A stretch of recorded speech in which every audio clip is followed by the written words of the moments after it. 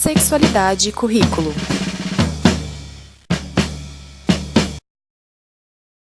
Fala-se muito em sexualidade na educação.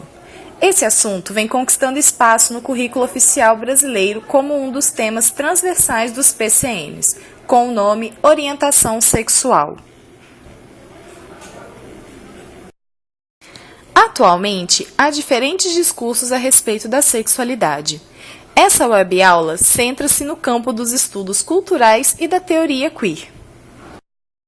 Para entendermos melhor sobre as questões relacionadas à sexualidade e à educação, entrevistamos a professora do Centro Pedagógico da UFMG e pesquisadora em sexualidade, doutora Gisele Rodrigues.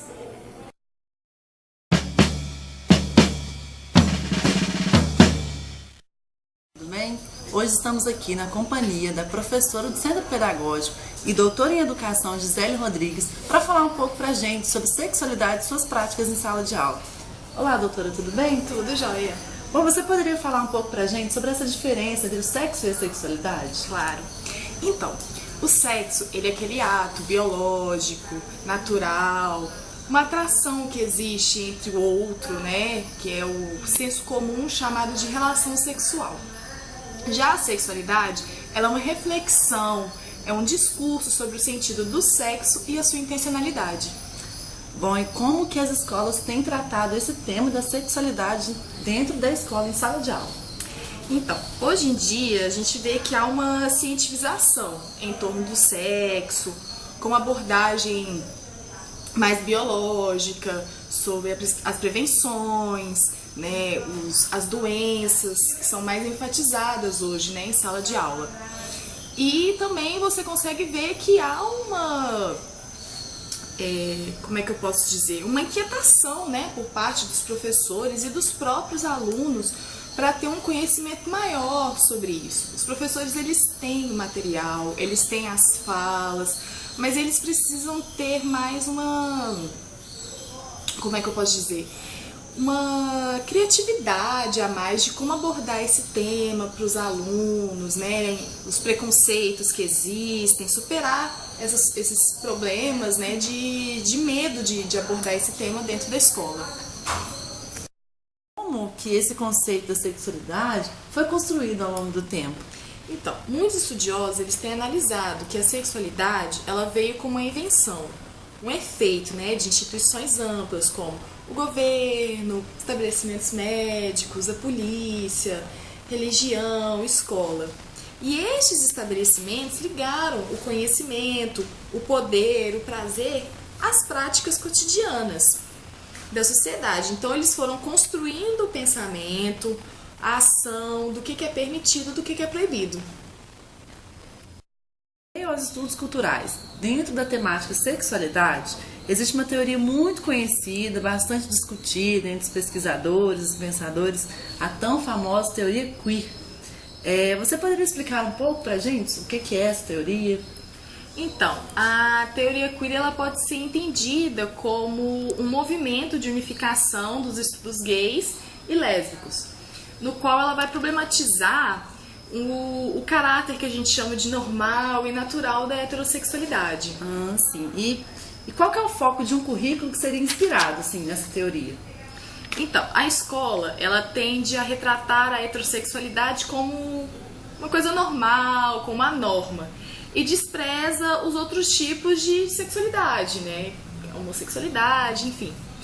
No entanto, o currículo, quando ele é inspirado nessa teoria, ele tem como foco a desnaturalização do processo da diferença.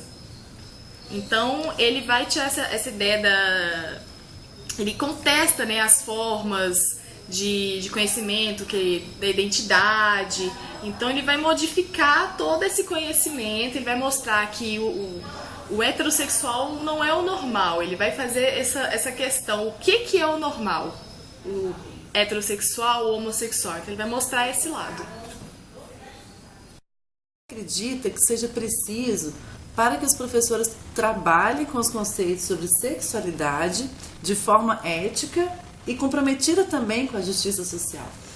Primeiro, é preciso que os professores eles entendam, né, a questão da sexualidade de uma forma mais transgressiva. levando em consideração as experiências vividas pelos alunos, né? E assim eles vão problematizar as formas de sexualidade que são valorizadas pela aceitação social. Eles vão entender mais, eles têm que procurar saber mais sobre sexualidade. E assim, eles não vão se limitar a relatar velhos e maus estereótipos. A respeito dos estudos culturais, que eu já citei aqui antes, que trabalha com o pressuposto de que as sociedades atuais são marcadas por diferentes divisões sociais e que produzem uma variedade enorme de posições de sujeitos, o que o currículo precisa ter para tratar essas múltiplas identidades do sujeito? Bom, para poder tratar essas múltiplas identidades, o currículo escolar ele precisa ser um currículo que vai estranhar e problematizar, né, essas verdades sobre os diferentes grupos culturais e sociais. Verdades quais costumam dividir, discriminar e excluir.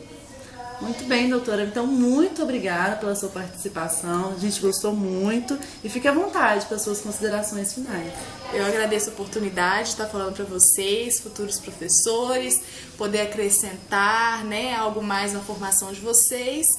E só tenho que agradecer, espero que vocês tenham gostado bastante dessa entrevista e um pouquinho da explicação que eu pude dar para vocês. Bom, então nós ficamos por aqui e até a próxima. Se a AIDS não tivesse chegado, outros desafios chegariam, e o próprio processo histórico levaria um dia a escola a ficar menos reacionária. Ela já foi mais reacionária, e está se transformando.